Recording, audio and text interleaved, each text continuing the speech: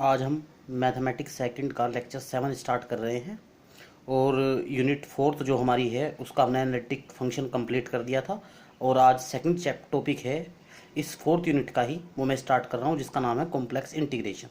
अब complex integration में कोई रूल तो है नहीं, बस सीधे सीधे सवाल है, आपको समझना है। जैसे एग्जाम्पल नंबर फर्स्ट, ये एग्जाम्पल मैंने करा रखे है आपको, वैसे कोई दिक्कत नहीं आनी कि समझना बस ध्यान से। उसने कहा है find the value of the integral, उसने कहा है इस इंटीग्रल की वैल्यू निकाल लो। अब इस इंटीग्रल को आप ध्यान से देख रहे हैं, सिंगल इंटीग्रल है और वेरिएबल कितने इस्तेमाल हो रहे हैं, 2।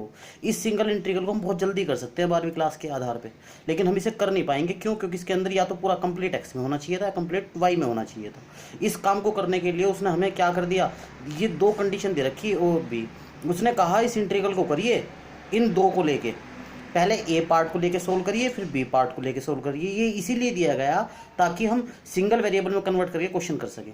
जैसे अब ये इंटीग्रल दिया हुआ था तो मैंने ये बात लिख दी, we know that integral can be taken if either whole integral x में हो या पूरा का पूरा किस में हो, वाई में।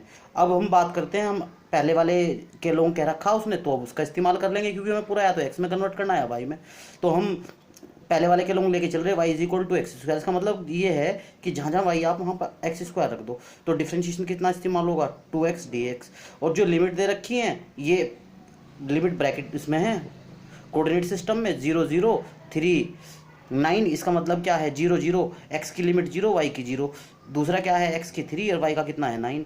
तो हम क्या कर रहे हैं, ये रिप्लेसमेंट जैसे उसने कहा वो रिप्लेसमेंट हम इसके अंदर फिल कर दे रहे हैं। फिल करने के बाद देखो जैसे हम आगे चलते हैं, थोड़ा सा इंटीग्रल दे ही रखा था, मैंने सारा चेंजेस कर दिया, चेंजेस करके लिमिट फिल कर दी और तुम्हारा आंसर आ गया 256 सही 1/2। ठीक है, ये हमारा आंसर आ गया। अब फिर हमने उसने हमें बी पार्ट भी दिया था ऊपर ही क्वेश्चन में बी, अब बी के आधार पे सोल्व कर देंगे बस। अब देखो बी के आधार पे मैं सोल्व की कह रहा, वो कह रहा है along y is equal to 3x ले लो और पॉइंट रखो सेम। तो देखो y की जगह 3x रखूंगा तो सिंपल सी बात है, y की जगह 3x रखूंगा तो dy किस में कन्वर्ट हो जाएगा, 3dx में। सारी कैलकुलेशन हो गई, लिमिट भरी, आंसर आ गया 200 सही 1/4।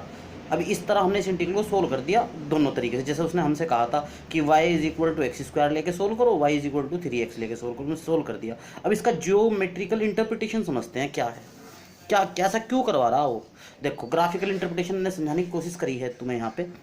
देखो इसके अंदर एक ग्राफ बन रहा, इसमें जो पहला वाला उसने कर्व दिया था वो दिया था y is equal to x square. y is equal to x square एक पैराबोला टाइप का होगा जो ऊपर की तरफ होगा। देखो मैंने बना लिया और बना के ये लगा रहा हूँ एरो और ये पता चल रहा है ये कर्व हमारा क्या है, x square is equal to y. दूसरा क्या दे रखा उसने, y is equal to 3x। Y is equal to 3x में ट्रेस करना सिखा रखा, टेबल बना के x को वैल्यू देते जाओ, y निकालते जाओ, पॉइंट बनते जाएंगे। उस तरह एक लाइन बन जाएगी तुम्हारी, ये लाइन मैंने यहाँ पे दिखा रखी है ये। तो हम देख रहे हैं कि हमारे दो ये लाइन और ये पैराबोला मिलके दो पॉइंट कट कर देते हैं, एक तो a और एक b। जो a पॉइंट है वो ओरिजिन है, b पॉइंट आपका 3 और 9 होगा, आप चाहे सोल्व करके देख लो इन्हें। तो इसका मतलब क्या हुआ कि a से b तक जाने के लिए इंटीग्रल ने दो रास्ते इस्तेमाल किए। एक तो ये लाइन इस्तेमाल करी और दूसरा ये कर्व इस्तेमाल किया। तो हम ये देखते हैं अगर लाइन के थ्रू हम ए पॉइंट से बी पॉइंट पे जाते हैं तो हमारा आंसर आता है 200 सही 1/4। अगर कर्व के थ्रू जाते हैं तो आंसर कितना आता है 256 सही 1/2। और हमें दिख भी रहा है, अगर हम लाइन के थ्रू जाते हैं तो देखो कम डिस्टेंस ट्रेवल करनी पड़ेगी, लाइन के थ्रू जाते हैं डिस्टेंस डबल ट्रेवल करनी पड़ेगी। ये इसका ज्योमेट्रिकल इंटरप्रिटेशन था। अब देखो इसी तरह एक एग्जाम्पल ये आया, एग्जाम्पल नंबर 2।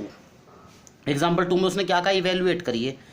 अब इससे पहले वाले सवाल में देखो पॉइंट आपको अलग दे रखे हैं 0 0 0 से 3 9। इसमें क्या दे दिए, इंटीग्रल के ऊपर लिख के दे दिए पॉइंट 0 0 1 1, ये लिख के दे दिया आपको पॉइंट। बिल्कुल भी टेंशन लेने की कोई आवश्यकता नहीं किसी भी तरह की।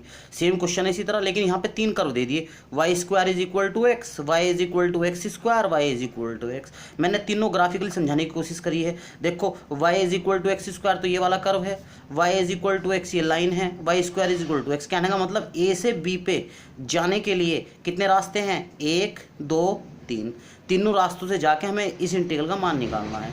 अब हमें ये भी देखना कि हम 3 रास्ते से अगर जाएं तो क्या इंटीग्रल का वैल्यू अलग अलग आएगा जैसे पहले आया था। भाई 2 रास्ते बड़े दिख रहे हैं, एक सबसे छोटा दिख रहा है इनमें से।